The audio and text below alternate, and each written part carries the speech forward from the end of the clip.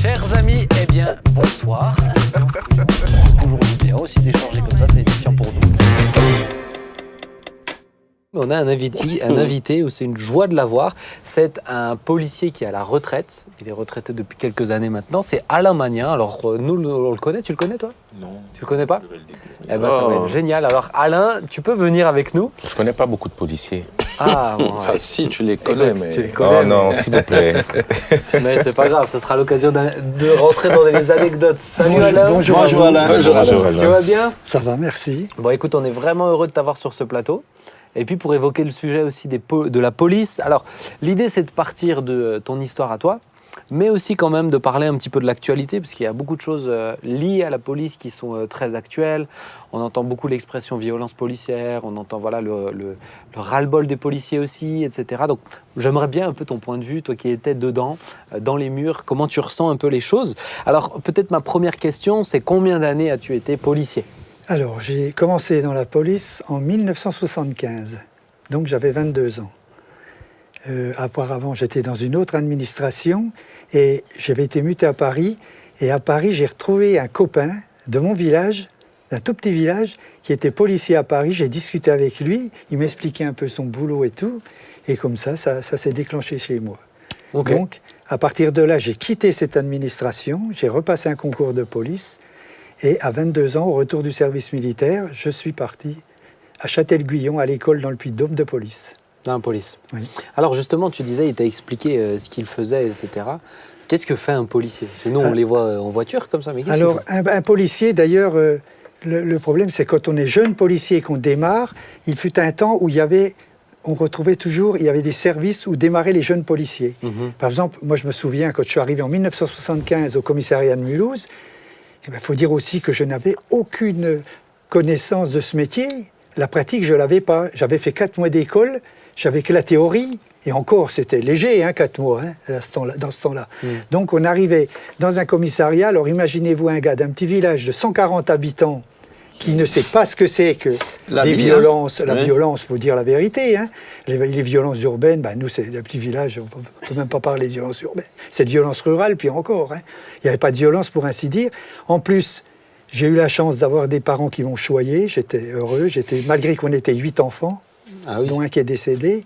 Mon papa était artisan, mais qui nous a inculqué à tous une bonne éducation. Nous étions bien sûr d'une religion traditionnelle à ce moment-là, mais avec des valeurs. Mes parents nous ont inculqué des valeurs dès petits. Alors moi, quand je suis arrivé, déjà le service militaire, ça m'avait déjà un peu chamboulé pendant 1 an, mais là, arrivé dans la police, je découvrais. Une des premières missions qu'on m'a fait faire, c'est de me rendre à la maison d'arrêt de Mulhouse pour extraire des détenus et les présenter à des magistrats. Pour moi, c'était quelque chose...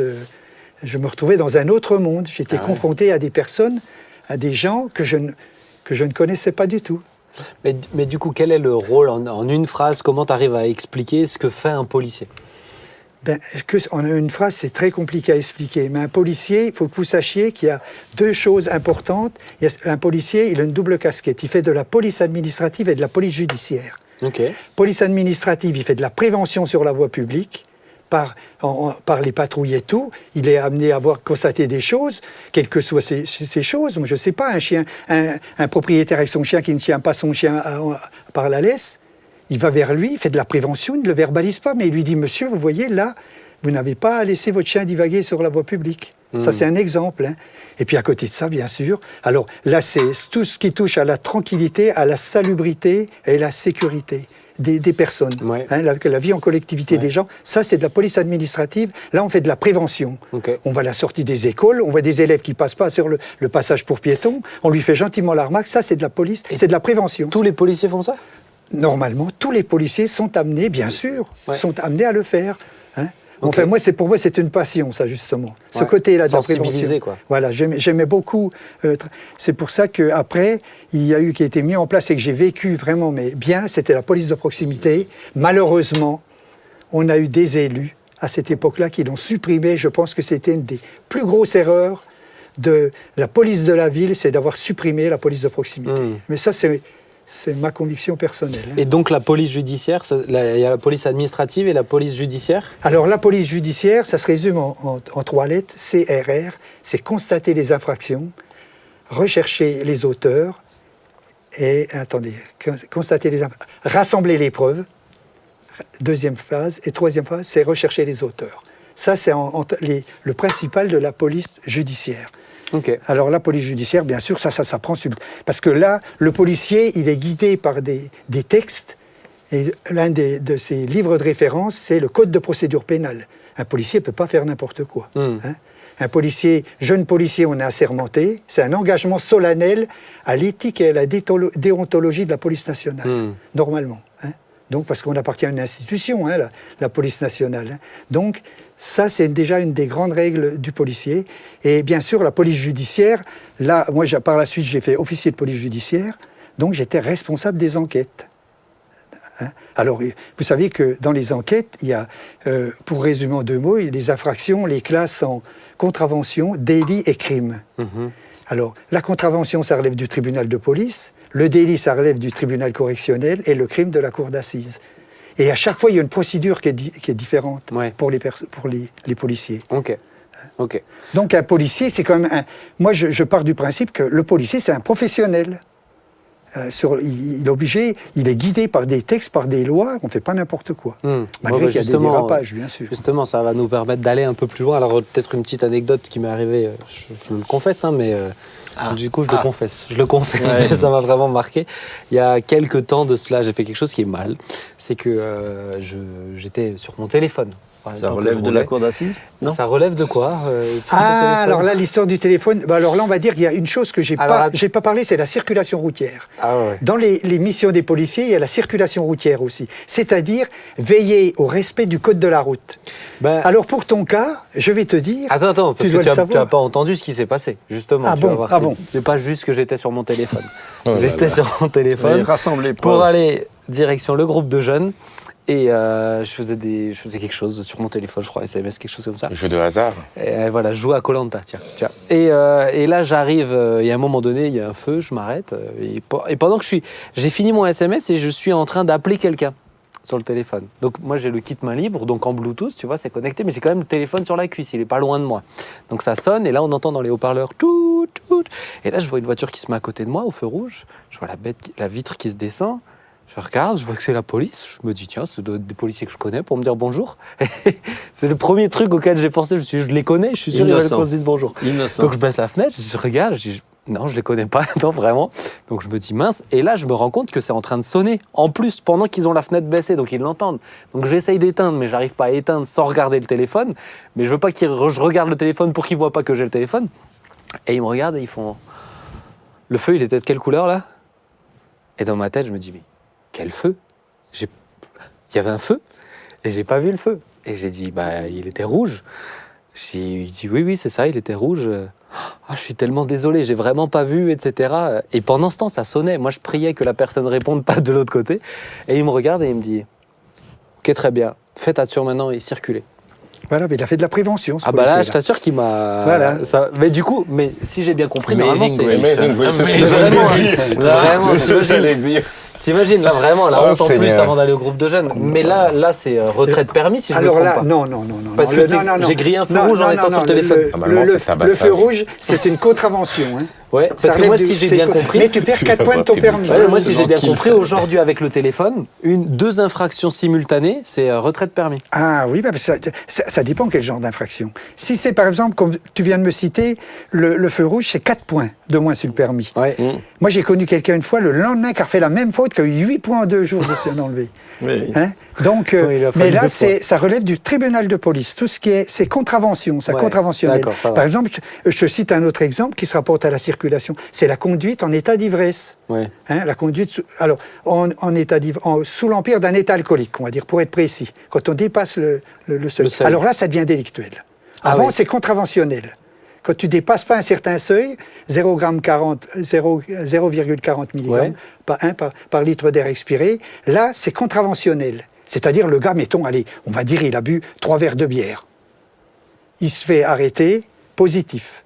il l'emmène un peu plus loin pour contrôler avec l'éthylomètre, il voit que ça affiche 0,20 mg. Là, c'est contraventionnel, mais tu perds 4 points. Et ta voiture est immobilisée, tu dois avoir un conducteur pour prendre le volant. Ouais. Ou on immobilise la voiture, ou il y a une personne à bord qui est capable de conduire l'auto. Ouais. Mais si tu dépasses le seuil... De 0,40 alors là, c'est délictuel, et là, c'est garde à vue. Hein, c'est la garde à vue, risque de peine de et c'est le prison, tribunal etc. correctionnel. Ah si, c'est en récidive, oui. La première fois, en général, non. Mais en récidive... Ok. Hein, Bah, merci pour ce petit cours de prévention et de rappel. C'est gentil. C'est bien. Mais voilà, comme ça, en même temps, ça m'a permis de me libérer de cette histoire que j'ai trouvée forte, incroyable pour moi. En tout cas, une question maintenant que je voulais te poser. Aujourd'hui, on peut dire que la police n'a plus vraiment la cote. elle n'a jamais eu trop... Et je voulais justement te poser la question, est-ce que de ton temps, c'était déjà le cas ? Non, parce que, comme je t'ai dit tout à l'heure, moi, en 2000, j'ai découvert la police de proximité. Et à partir de là, j'ai vécu une autre époque dans la police nationale. On allait dans les quartiers, on connaissait les jeunes. Moi, j'allais aussi bien dans les collèges, dans les lycées. Je te donne un exemple d'un collège de Mulhouse, le collège Wolf, où je participais même au conseil de discipline. Parce que j'étais donc officier de police judiciaire, chef de secteur d'un secteur de police de proximité. Et contrairement à avant, quand j'étais jeune policier, les enseignants, c'était l'après 68, le policier, le bleu, on ne supportait pas. Ils étaient tous allergiques au bleu, il faut dire la vérité. Hein. Les enseignants, et puis beaucoup d'intellectuels, des étudiants, c'était l'après 68, il y a eu une époque très difficile. Ouais. Et il y a la montée de violence urbaine, et c'est souvent dans ces périodes-là difficiles que là, on se rend compte qu'on a besoin de la police. Donc, quand les voitures commencent à brûler dans les quartiers, ça commençait. Ouais. Brossolette commençait à devenir aussi un peu chaud. À partir de là, on a mis la police de proximité. On était invités à nous rendre dans les quartiers. Et moi, je faisais partie donc de ces fonctionnaires qui étaient responsables d'un secteur de police de proximité.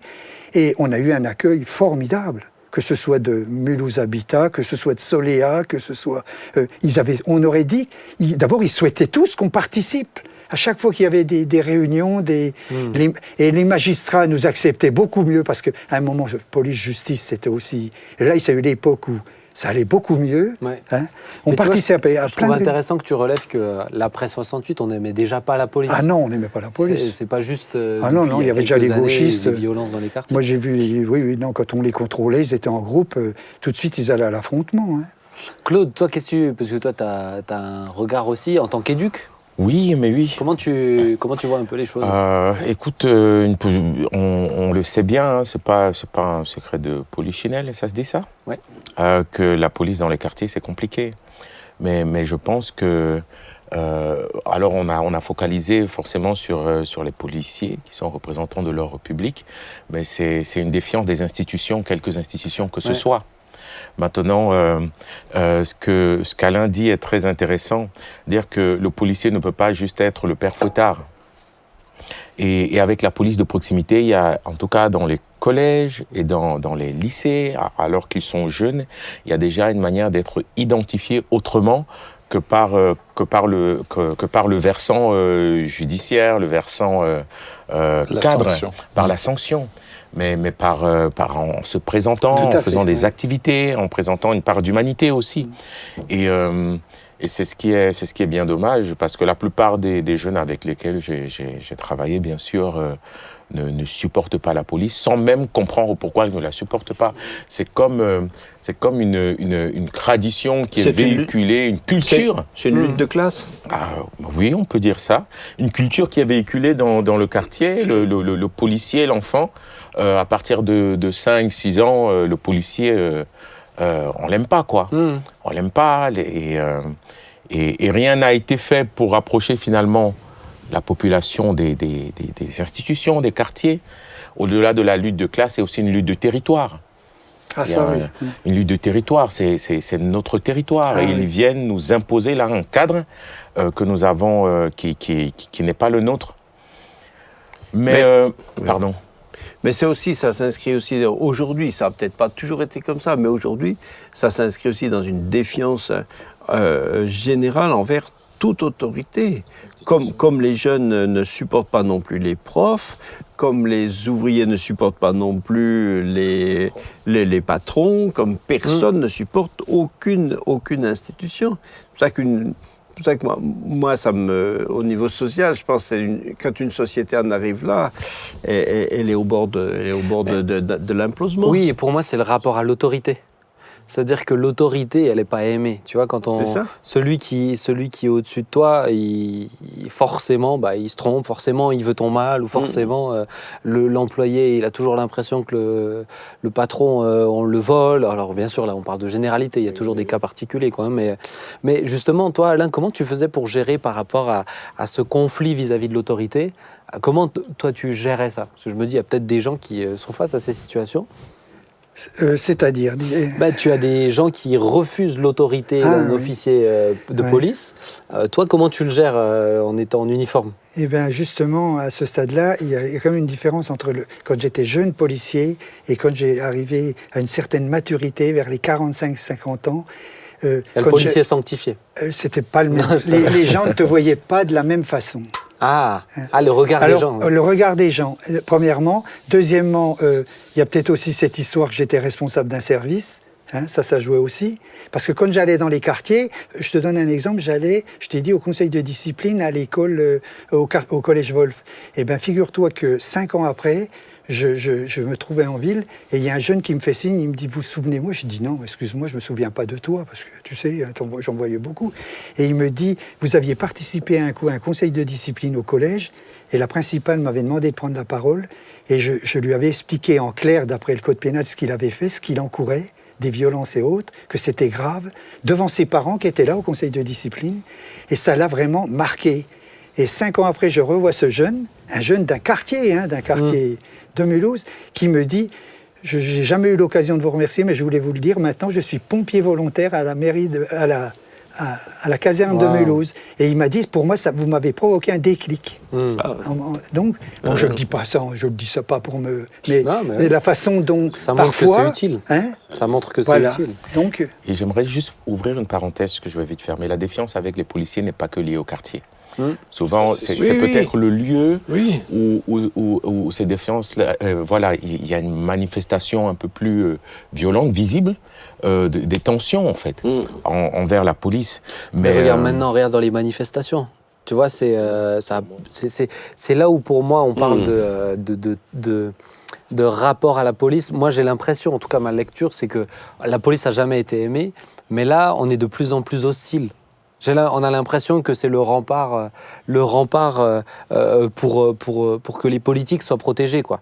Et moi, j'ai l'impression qu'il y a cette opposition qui est là. Et des fois, moi, ça me fait un peu mal au cœur quand je vois les policiers. On a l'impression qu'ils sont pris entre deux feux. Ils le sont. Et puis, il y en a qui craquent. C'est les boucliers. Les boucliers. Oui. C'est ça. Il y en a qui craquent, et puis et on entend... On va retenir que sa boulette quand il a craqué. Et puis le gros problème, c'est que la foule, elle est versatile. Et dans les manifestations, moi, combien de fois j'ai remarqué, on était dans un endroit bien précis, on attendait, tant qu'on n'a pas des instructions, on n'a rien le droit de faire. Et moi, j'ai vu regarder des gens casser des rétroviseurs de voitures, des manifestations de lycéens, dans Mulhouse. Toutes les voitures qui passaient, ils cassaient les... Et nous, on n'avait même pas le droit d'intervenir à ce moment-là. Et ça me fait penser à ce qui s'est passé avec les Gilets jaunes à l'Arc de Triomphe. Souvenez-vous, tout au début, ils avaient pillé, ils avaient tout massacré à l'Arc de Triomphe, vous vous rappelez, dans un musée de l'histoire. Et à partir de là, on a dit, mais c'est un vrai scandale, les policiers, parce qu'à ce moment-là, on avait donné des directives, parce qu'on ne voulait pas qu'il y ait pas de casse. Pas de casse, et surtout, parce que ça, c'est le politique. À partir du moment où la police intervient, à un moment, parce que ce qui peut choquer aussi beaucoup de gens, mais c'est prévu, comme je te disais tout à l'heure, on est régi par des textes, et dans le code pénal, il y a les violences légitimes. Alors ça paraît dur à accepter, ça, pour certaines personnes, mais par moment, il y a des violences qui sont légitimes. Je suis d'accord. Comme il y a la légitime défense, il y a des violences légitimes. Donc, est-ce que tu crois qu'aujourd'hui on qualifie de violences policières ces violences qui sont les violences légitimes du code pénal? C'est ce qui est embêtant, c'est dur de mettre une frontière à ça, parce que dans les violences policières, parfois, moi on m'a toujours dit qu'un texte sorti de son contexte devient un prétexte. Alors si on monte à un moment très précis d'une violence à la télévision, peut-être qu'on ne sait pas ce qui s'est passé avant. Donc, parfois, mais je reconnais que parfois, il y a des policiers qui ont été très violents. Quand j'ai vu des images, par exemple, on nous dit, nous, normalement, on l'apprend, et tout le policier le sait, on doit utiliser la force strictement nécessaire pour maîtriser la personne. Une fois que la personne est maîtrisée, une personne à terre ou une personne qu'on a neutralisée en lui mettant les menottes, on n'a pas à continuer à la frapper. Alors souvenez-vous, il n'y a pas longtemps, il y avait ce passage, on voyait les policiers. Là, c'est plus des violences légitimes. Ouais, là, aux États-Unis, George Floyd, oui. George Floyd qui a été... Oui, il faut... Alors, bien sûr, moi, je ne veux pas porter un jugement là-dessus, sur les violences de certains fonctionnaires de police, mais c'est vrai... Est-ce que toi, tu nommerais ça, quand même, ces excès-là, violence policière, puisque tu entends beaucoup de politiques dire, on ne peut pas dire violence policière. On peut dire violence de certains policiers, mais appeler ça violence policière, c'est qualifier l'institution. J'aime mieux, parce que c'est toujours embêtant, et nous, on le ressentait toujours comme ça. Quand il y avait une faute commise par un policier, eh ben, le lendemain, vous vous promeniez dans la ville, les gens ils vous disent « Ah, voilà », donc, ils nous mettent tous dans le même panier, comme on dit. Tous les policiers, ça c'est un peu le jour où il arrive un incident à la porte ouverte. Ça y est, tous les chrétiens évangéliques ou autres, ou même si c'est même pas la porte ouverte, si sérieux, on a vite fait de généraliser. Donc, à partir de là, le problème, c'est que c'est vrai que ça existe. Moi, je le dis, il y a des policiers qui d'abord, on le sait, après il y a des enquêtes. Chez nous, on a un service qui s'appelle l'IGPN, l'Inspection Générale de la Police Nationale, et je peux vous dire que moi, je les ai vus débarquer 2-3 fois à Mulhouse. Ils sont presque plus sévères que des magistrats. C'est ce qu'on appelait le bœuf carotte, pour ceux qui connaissent dans les films policiers, des fois ils le disaient, ils étaient qu'à des orfèvres là-bas. Et ils viennent à chaque fois, ils se déplacent dans toute la France pour les affaires, ils mènent des enquêtes. Et ensuite, bien sûr, eux, à la vue de ce ils vont remettre, les policiers peuvent être poursuivis. Et je connais des policiers qui ont été poursuivis. Mais malgré tout, le policier, sur les interventions, c'est très très compliqué. À un moment, j'ai fait police-secours, on intervenait. Vous savez, quand vous intervenez sur une personne ivre ou une personne qui est en manque de, je sais pas, de stupéfiants et en crise ou n'importe quoi, c'est très compliqué. Très, très compliqué pour maîtriser une personne. Et on est obligé. Force, parce que et comment tu force peux doit être rester sûr à la loi, que tu doses juste bien Mais oui, c'est ça. Et puis c'est un cercle vertueux. Plus on est laxiste, plus la société est laxiste et renonce à faire de l'autorité pour des raisons souvent politiques, eh bien plus on laisse donc grandir un climat de rébellion, de désordre, et quand après il faut intervenir, eh bien, la situation entre-temps elle s'est aggravée, et c'est toujours un peu plus difficile. Et une société ne peut pas grandir non plus simplement sur une dimension d'autorité et de... En tout cas, si j'avais un petit truc à dire là, je reconnais, avec les journaux, en tout cas ces dernières années, qu'on a découvert que le corps des policiers était encore en souffrance. Que derrière l'institution, il y a des hommes qui souffrent. On a parlé de taux de suicide auprès des policiers, le taux de divorce, énorme. le taux de personnes alcooliques aussi, voilà, des choses comme ça, sans dénigrer cette profession, mais pour dire que derrière ce métier où finalement, dans l'idée on vous appelait les gardiens de la paix avant, les gardiens de la paix, on devient comme ça une population qui s'oppose à vous. Il y a beaucoup de violence, violence symbolique, violence physique, violence morale. Et voilà, on n'en a pas toujours parlé. Des policiers aujourd'hui arrivent à en parler. Et je pense que oui, il faudrait considérer aujourd'hui ces hommes qui se donnent et leur accorder notre respect et notre soutien. C'est ça. Et même si certains font des erreurs, ça ne veut pas dire que tout le monde fait ces erreurs-là. Et particulièrement nous, en tant que chrétiens, on doit pardonner et pas surenchérir et rentrer finalement dans quelque chose qui n'est pas juste. Et aujourd'hui, moi, honnêtement, je dois dire que quand, suite à George Floyd, toutes les manifestations, j'ai trouvé que c'était pas juste, qu'en France, on se mêle de quelque chose qui se passe à l'autre bout du monde, où on n'y était pas, on n'a vu qu'un extrait d'image et pas tout, et encore une fois, que tout d'un coup, on fait un amalgame de tous les policiers du monde. Et que, pour moi, c'est pas juste. Alors, je suis pas en train de défendre le gars qui a fait, qui a commis qui l'a commis. Heureusement. Je veux dire, il y a pas, c'est normal qu'il y ait justice qui soit faite, mais c'est inadmissible qu'on en fasse un appel à candidature. Mais le problème, c'est aussi c'est le pouvoir, le pouvoir extra et totalement évasif des médias. Aujourd'hui, c'est que personne ne peut plus rien faire directement par rapport à ce qu'il fait. Tout ce qu'on fait est subordonné à l'impact que ça a dans les médias, comment ça va être repris, analysé, multiplié, diffusé, comment ça va faire le buzz, etc. Donc même un policier, s'il se dit, mais est-ce qu'il y a une caméra quelque part, Oui. il sait déjà plus ce qu'il peut Oui. faire ou ce qu'il ne peut pas faire. Parce que entre ce que le texte lui dit et puis ce que la hiérarchie va en conclure si jamais il se passe quelque chose dans les médias, c'est encore pas la même chose. Et d'où les caméras que eux-mêmes ont installées, ont installées, parce qu'ils ont tout le temps filmé. Eux aussi ont besoin de montrer leurs images et leurs mais à versions mon des avis, c'est des fausses solutions, parce que c'est parce qu'on ne fait que oui, mais aujourd'hui, pour moi, nourrir le... Ouais, mais pour moi, il n'y a plus le choix, puisque tu Oui. vas pas confisquer le téléphone à tout le monde. Oui. Et il parle Toi, d'ailleurs, d'accord. c'est pas encore partout, mais il y a des départements où c'était à laisser, c'est que les policiers soient dotés d'une caméra c'est ça. Mais c'est à ça, chaque fois c'est qu'ils ça. interviennent. Attends, juste à ton micro. Oh, pardon. C'est ça que je mentionnais, ouais. Et puis Oui. moi, je le comprends, hein. Franchement, je le comprends Oui. totalement. Mais c'est Et parti ça- aussi de bavure. Il faut Voilà. aussi l'avouer Oui. que c'est Oui. parti d'hommes qui ont... Parce que pendant des années, mais quand dans une société, on doit fliquer les flics, tu vois, après, Oui, mais- après il faudra fliquer ceux qui fliquent les flics, qui fliquaient les flics, qui fliquaient. Tu te rends bien C'est compte qu'à un parti de, moment... c'est parti de situations, en tout cas, si pour partir aux États-Unis, tu parles des États-Unis, mais même en France, même à Mulhouse, c'est-à-dire de personnes qui ont vécu des injustices. Mais oui. Et nous sommes nous-mêmes, dans le cadre de notre Église, conscients qu'on a pu vivre un l'un ou l'autre moment d'injustice. Et si on n'avait pas eu des preuves, on aurait notre parole contre la parole de la police. Mais c'est ça. C'est-à-dire, à un moment Bien donné, sûr.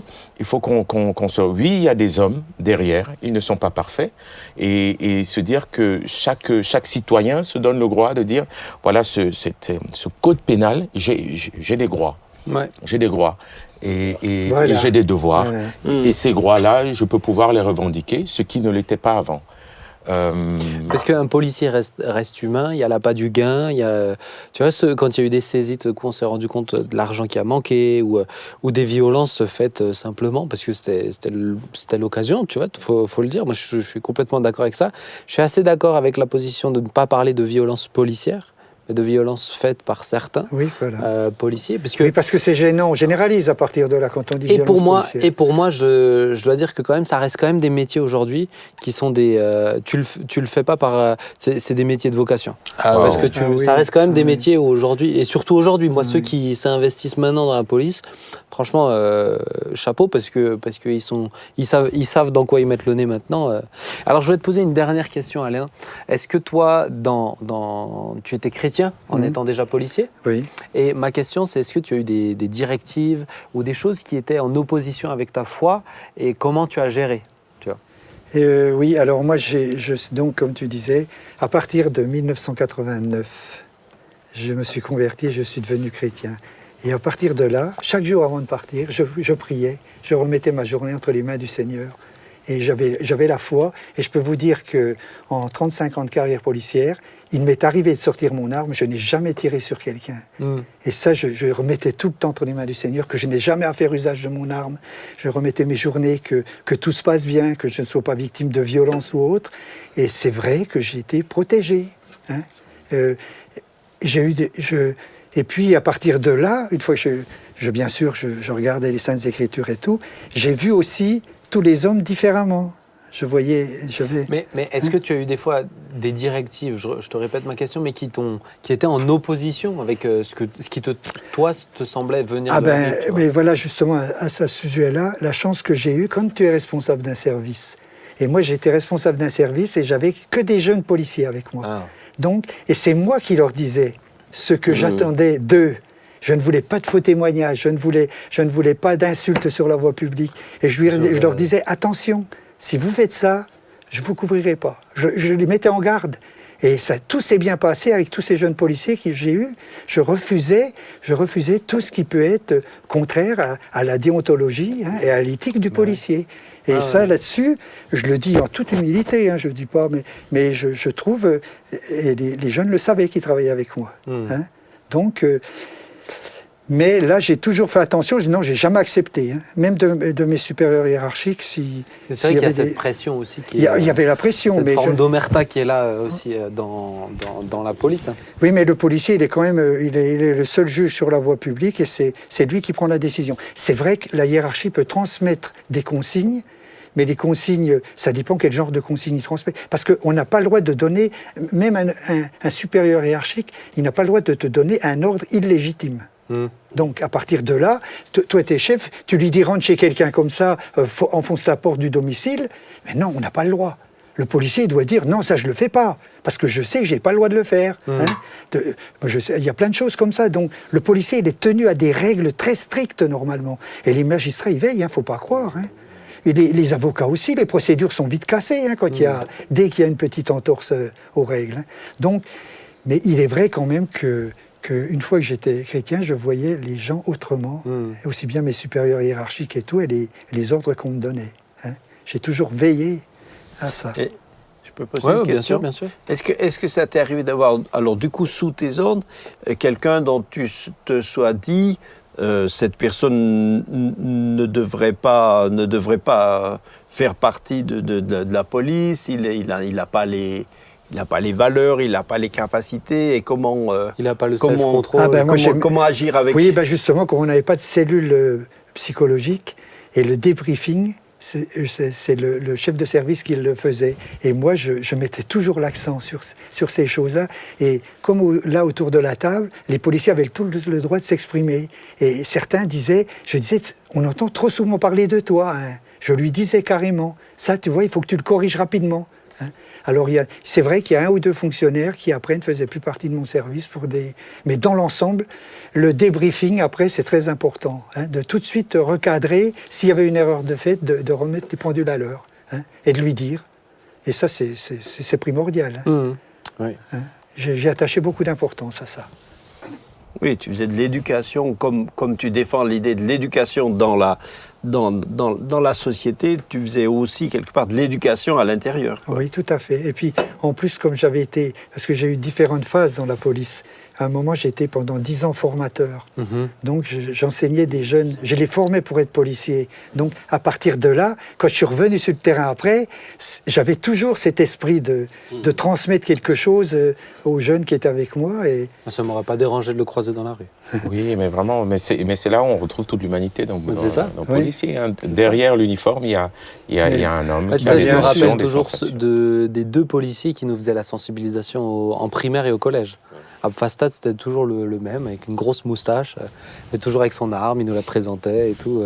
Mais c'est vrai que... Et de l'autre côté, tu avais un lien qui était là, tu vois, tu le revoyais dans la rue, c'était... Mais par exemple, il y a une petite parenthèse que je voudrais ouvrir sur ce que tu as dit. Est-ce qu'on avait déjà... On n'avait pas la cote, mais quand je vois maintenant, ça me fait du souci. Parce que moi, par exemple, j'ai eu une fille et un garçon. Ils sont allés dans les écoles publiques de Mulhouse.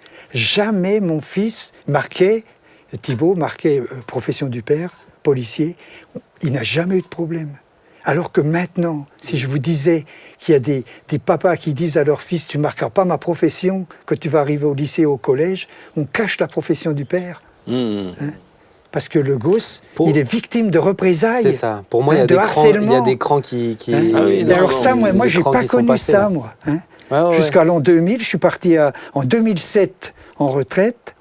Mais là, ça a pris maintenant les médias ont amplifié. Et les réseaux sociaux aussi, je pense. Et les artistes, franchement, t'écoutes un rappeur qui dit du bien de la police, j'en connais pas, tu vois. Non. Mais... Si, toi. Moi, non, même pas. J'ai même pas. J'ai fait 4 chansons. Alors, c'est vrai que maintenant, les policiers, c'est vrai que c'est dur pour eux. Il faut dire la vérité. Parce Et que quand on parle du taux de divorce, etc., c'est marquant. Il faut partir sur l'idée qu'il n'y a pas de justice parfaite, parce que c'est la justice des hommes, et que la réelle justice est la justice de Dieu. Oui, et c'est juste. Alors les hommes ont essayé d'une manière ou d'une autre, à travers les procédures, mettre en place une justice, mais du simple fait qu'elle vient des hommes, elle est déjà faillible. Et le simple fait qu'un homme incarne quelque institution que soit, il est faillible, parce que l'homme en lui-même est faillible. Et c'est ça, on voit une tension entre la justice que l'on veut représenter en tant que policier ou la justice que la population attend, mais on n'y arrive pas. On n'y arrive pas parce que ces hommes-là ne rendront jamais une justice telle qu'on l'attend, telle qu'on l'idéalise. Et eux-mêmes, ils ne pourront pas représenter cette justice pour laquelle ils défendent toutes les valeurs. Et ça crée comme une forme de crispation, de tension. Et nous qui sommes enfants de Dieu, nous savons que la réelle justice, la véritable justice, elle est du ciel, elle vient de Dieu. Elle est incarnée, oui, par les hommes, mais elle est faillible. Et puis elle est marquée dans Romains 13 que l'autorité, Romains 13, Jean-Marie... Mais, oui, exactement. Une société ultra policière, c'est un camp de concentration. Une société sans police du tout, c'est la mare aux crocodiles. Donc le problème, c'est l'équilibre. Non, mais le problème, c'est l'équilibre entre les deux. Et on ne peut pas fonctionner sans ordre. On ne peut pas parce que l'homme est pécheur, parce que la société, si tous les hommes sont pécheurs, ben la société, elle l'est. Et donc, s'il n'y a pas de garde-fou, s'il n'y a pas de discipline, mais d'un autre côté, si on n'est que dans la police, la répression, etc., c'est un monde horrible, c'est un enfer. Mais abolir, passer d'un extrême à l'autre, nous fera pas faire des progrès, quoi. Moi, dernièrement, j'ai vécu une expérience un peu douloureuse avec la police et où plein d'injustices. Tu peux présenter ton bras. Non. Montre la preuve. C'est pas vrai. Non, mais vraiment plein d'injustices successives. Et à un moment donné, je leur ai dit, mais est-ce que vous voulez que je n'aime plus la police? Je veux dire, j'en suis arrivé à leur parler comme ça, à leur dire, mais je veux dire, Et en rentrant chez moi, j'ai dû décider et prendre la décision de dire, je veux continuer d'honorer la police, continuer de les aimer. Même si j'ai subi l'injustice, même si ils ont commis des erreurs, à un moment donné, je refuse, moi, de me rebeller, de faire de l'amalgame, et je choisis maintenant de prier pour eux et de les bénir. Ouais. Moi, j'ai choisi de prier et de bénir les bouchers et les boulangers. Voilà, moi, j'ai vécu la même dimension, mais pour d'autres corps de métier. Oui. Oui. Tu t'es fait agresser par des bouchers. Non. J'ai vraiment choisi comme ça je vais vous soutenir. Quitte à être agressé, j'aime mieux que ça soit par un boulanger que par un boucher, mais... Je crois que le rouleau de pâtisserie... Sur cette belle phrase, merci Claude, le temps est passé, mais on va terminer. Merci. On va prier ensemble. Merci Alain pour ton... Non, tu peux rester, reste. On va prier, tu peux... On va pas faire le dernier sujet, mais merci pour ton expérience aussi. Et puis voilà, moi je trouve que tu incarnes une belle police. C'est vrai. Une police qui donne envie. Moi, tu vois, c'est des trucs Il a tout gardé la bêtes. couleur, rien. C'est des trucs tout bêtes, mais maintenant, comme j'habite à Mulhouse maintenant, les voitures de police, j'en vois beaucoup plus souvent. La dernière fois, il y avait un stop, il y a des travaux, et je me disais toujours, mais Ben, ce stop, il sert à rien, etc. Et puis la voiture qui était devant moi, c'était la police, ils l'ont grillée sans vergogne. Donc du coup, je me sens un peu moins coupable maintenant. Mais lui, il est prioritaire, c'est ça le problème. non, mais il n'y a rien en fait. C'est un stop qui ne sert plus à rien tant qu'il y a les travaux. C'est-à-dire que la voie qui... Bon, bref. Mais ce que je veux dire par là, c'est que la dernière fois, il y avait une voiture de police. On sent en fait, quand on voit même les policiers dans leur voiture, certains, on sent que tu sens qu'ils sont tendus et que c'est un climat compliqué. Et la dernière fois, je marchais avec mon petit et puis je vois une policière, il était en train de rouler tout doucement et je vois juste la policière voir le petit faire un grand sourire. Je dis, mais ça fait plaisir, tu vois. Il y a des êtres humains derrière, quoi. Il y a vraiment des êtres humains. Et c'est pour ça que je pense que c'est important qu'on prie pour la police aussi. Et que Dieu leur fasse grâce, parce que actuellement, effectivement, et comme c'est très disait compliqué. Claude, ce qui est toujours embêtant, et je le reconnais, c'est qu'une personne, ou comme disait Thibault, qui a été victime d'injustice par la part de certains fonctionnaires de police, elle le vit mal. Et il faut le comprendre. Il y en a qui se sentent Mais même oui. humiliés des fois. Oui, oui. Mais la sermentation ne protège pas de faire des erreurs. Non. Ou d'être malhonnête. Mais normalement, non. C'est comme le serment d'Hippocrate chez les médecins. Ben, il y a aussi Ah, des t'as magistrats toujours- ripoux, Ah, bien sûr. il y a Oui, aussi pasteurs des ripoux. notaires Bien sûr. véreux, Oh non, évidemment. non, pas de pasteur. Mais c'est vrai, personnes, c'est vrai que ça m'a mais- toujours, c'est toujours embêtant. Les gens ça. savent. Quand on sait que quelqu'un est victime d'une injustice, et ben, comme il disait, Ah ouais. il y a comme notre Le côté. risque de faire l'amalgame est compliqué et effectivement de prendre cette décision de pardonner, c'est essentiel. Ouais. On va prier pour terminer. Est-ce que Claude, tu veux bien prier? Mais oui, avec joie. Oui, Seigneur, nous te bénissons pour Alain qui vient là incarner, Seigneur, un rôle, une fonction que tu lui as donnée, Seigneur, dans la police. Et nous reconnaissons, Seigneur, que toute autorité a été instituée par Dieu et que nous devons nous soumettre à toute autorité. Seigneur, et apprends-nous à respecter et à nous soumettre, Seigneur, à toute forme d'autorité, particulièrement là aujourd'hui à la police. Seigneur, comme venant de toi, Seigneur, non pas par peur d'une sanction, mais par réelle soumission et obéissance à ce que toi-même tu as établi. Seigneur, nous bénissons ce corps professionnel, nous bénissons les policiers qui nous écoutent, les Jésus. familles de policiers qui nous écoutent. Seigneur, nous bénissons aussi, Seigneur, tous ceux qui ont pu entendre cette émission et qui ont peut-être un problème avec la police. Seigneur, nous voulons pardonner, nous voulons aimer, nous voulons obéir à ta parole. Elle est la seule vérité. Merci Jésus. Amen. Amen. Amen. Merci beaucoup Alain. Vraiment merci pour ce moment d'avoir fait le déplacement Très aussi. bien. Hein. Il a fait une petite heure et quart de route Oui, hein, oui, quand même. Oui. pour venir sur le plateau. Donc merci beaucoup. Merci à chacun d'entre vous pour l'émission, Jean-Marie. Bon, je sais que c'est un Merci, sujet Bella. assez compliqué. Merci beaucoup. J'attendais que tu aies fini. J'attendais que Toi, tu aies t'as une fini. tendance. Hein. Merci à chacun d'entre vous, chers amis. J'attendais. Que Dieu vous bénisse. Vraiment, profitez aussi de peut-être Comme certains la qui ont reine du mal. d'Angleterre. Certains qui ont du mal avec la police, c'est l'occasion aussi de leur montrer un policier merveilleux. Ça donne envie en plus de l'avoir au collège à l'époque. En tout cas, on est vraiment heureux de pouvoir faire cette émission. Rendez-vous la semaine prochaine pour une nouvelle émission à 19h. Et puis en replay sur YouTube, en podcast, enfin partout. Tout simplement. À bientôt. Ciao.